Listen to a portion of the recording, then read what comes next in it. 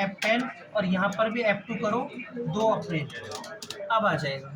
ये तो आपने बजट बनाया बोनस का 50 हुआ 20, ठीक है, कोई दिक्कत नहीं है। कमीशन का 20 बनाया, हो गया 50, मतलब ये बजट से ज़्यादा हो गया। आप कमीशन अगली बार से कम कर दोगे। सैलरी बनाए 2 का, हो गया 5, तो ये भी बजट से ज़्यादा हो गया। तो अब बस ये देखने के लिए होता है, बाकी खातों पे इसका कोई इफेक्ट नहीं पड़ता।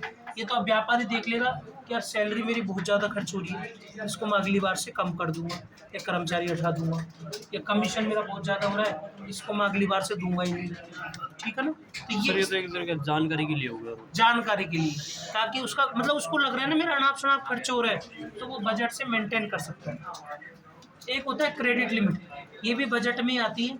क्रिएट करो, जैसे पार्टी क्रिएट करो, सुरेश एंड कंपनी, ये डेटर्स में काम आती है। महेश एंड कंपनी,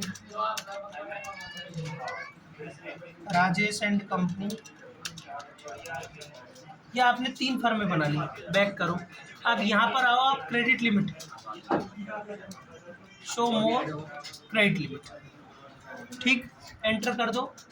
और ये डेटर्स के लिए बनती है। अब महेश एंड कंपनी को आप कितनी लिमिट देना चाहते हैं, जैसे आपने इसको 50,000 की लिमिट फिक्स कर दी, क्योंकि मैं इसे 50,000 से ज़्यादा का उधार नहीं बेचूंगा। राजेश का एंड कंपनी का 60,000 कर दिया, और सुरेश का आपने 40,000 कर दिया। अब माल इनसे ज़्यादा बिकेगा ही नहीं। आप जब बेचोगे इनको, जैसे महेश एंड कंपनी को बेच रहे हो आप, इसकी लिमिट है 50,000।